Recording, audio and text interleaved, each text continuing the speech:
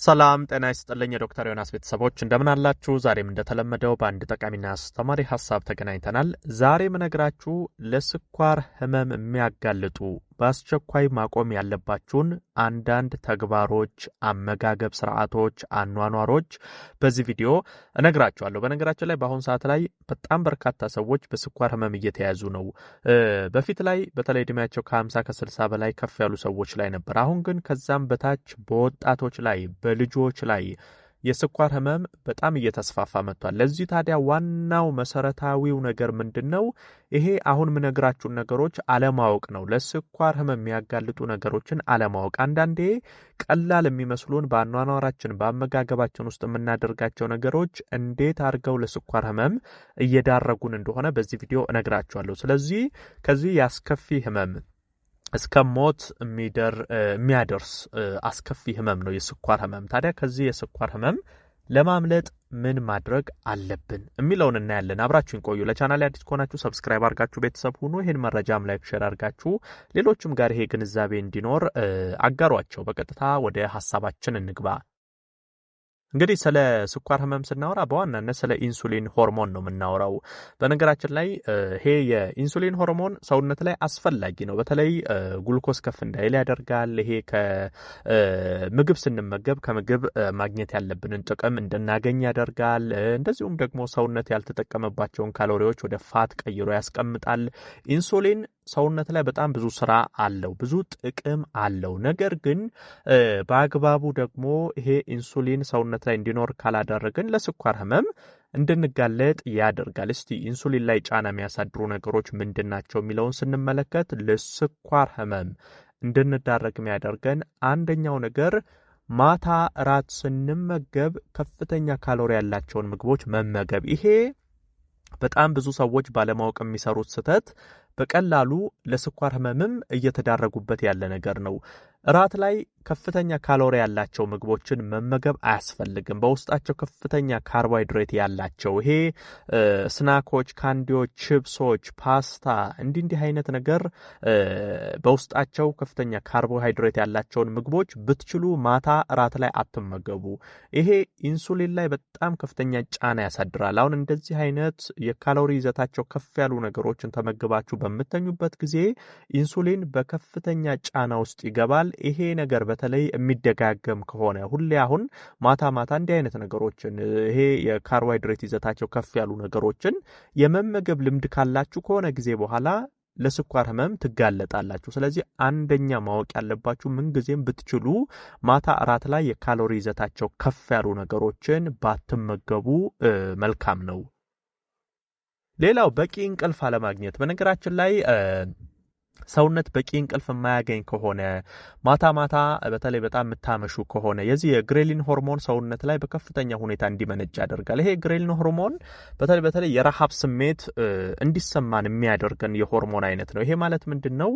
የኃይል እጥረት ሰውነታችን እንዲሰማው ያደርጋል። በዚህ ጊዜ ከፍተኛ ካርቦሃይድሬት ሰውነታችሁ ይፈልጋልና ያኔ የካርቦሃይድሬት ይዘት ያላቸው ምግቦችን ተመገቡ ይላቸዋል። በዛ ላይ ብዙ እንድትመገቡ ያደርጋል። ይሄ ሆርሞን ሰውነት ላይ የሚለቀቅ ከሆነ ካርቦሃይድሬት የመመገብ ፍላጎታችሁን ከፍ ያደርጋል፣ የረሃብ ስሜታችሁን ከፍ ያደርጋል። በዛ ጊዜ ብዙ ምግብ እንድትመገቡ በማድረግ ይሄ ኢንሱሊን ላይ ትልቅ ጫና ያሳድራል። ለዚህ ሁሉ መነሻው ምንድነው? በቂ እንቅልፍ አለማግኘት ነው። ማታ ረጅም ሰዓት ማምሸት፣ በተለይ ከ5 ሰዓት በታች በተደጋጋሚ የመተኛት ልምድ ካለ፣ በቂ እንቅልፍ 7-8 ሰዓት ጥርት ያለ እንቅልፍ የማተኙ ከሆነ እነዚህ ነገሮች የዚህ የግሬሊን ሆርሞን እንዲመነጭ በማድረግ ካርቦሃይድሬት አምሮታችሁን ከፍ በማድረግ ተያይዞ ኢንሱሊን ላይ ጫና ያሳድራልና ብትችሉ ማታ የተረጋጋ ጥሩ በቂ እንቅልፍ መተኛት ያስፈልጋል።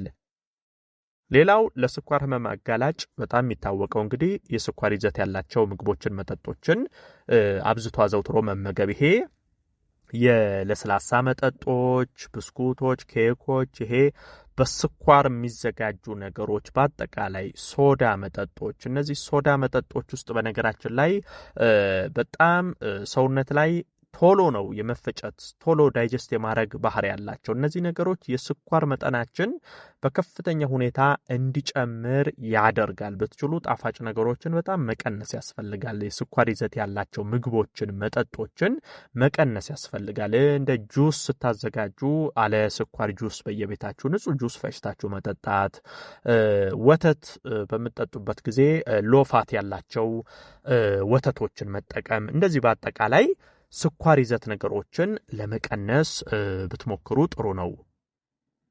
ሌላው ደግሞ ቁርስ መዝለል። በነገራችን ላይ በተለይ ይሄ ብዙ ሴቶች ላይ ማስተውለው ነገር ነው።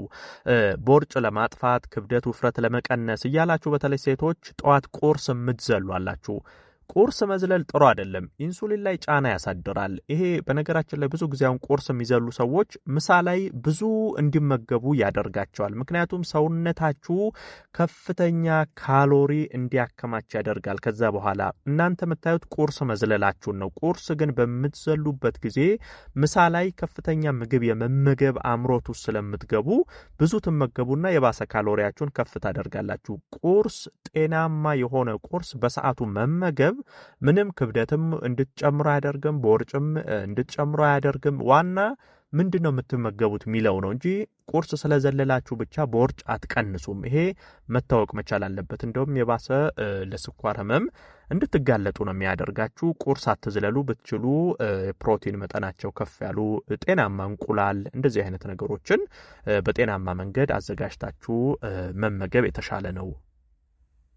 ሌላው ለስኳር ህመም የሚያጋልጠው ቅጠላ ቅጠሎችን አለመመገብ። አሁን ብዙ ጊዜ ሌላ ነገሮች ላይ የምታተኩሩ ከሆነ ቅባታማ ነገሮች፣ የሚጠባበሱ ነገሮች፣ እንዲህ አይነት ነገር ላይ ትኩረት እያደረጋችሁ ከአመጋገባችሁም ላይ አትክልቶች፣ ፍራፍሬዎች ብዙ ማትጠቀሙ ከሆነ ለስኳር ህመም የመጋለጥ እድላችሁ ይጨምራል። አትክልቶችን መመገብ፣ ቅጠላ ቅጠሎችን መመገብ ለሰውነት በጣም አስፈላጊ ነው። የሰውነት ስኳራችሁን ከሚቆጣጠሩላችሁ ነገሮች ውስጥ ቅጠላ ቅጠል በተለይ እንደነ ስፒናች፣ ብሮኮሊ፣ ቲማቲም እንደዚህ አይነት ምግቦች በአግባቡ ከተመገባችሁት የስኳር መጠንን እንደውም የመቆጣጠር የማስተካከል አቅማቸው ከፍተኛ ነው። ስለዚህ ቅጠላ ቅጠል ምንጊዜም አመጋገባችሁ ስራ አካቱ።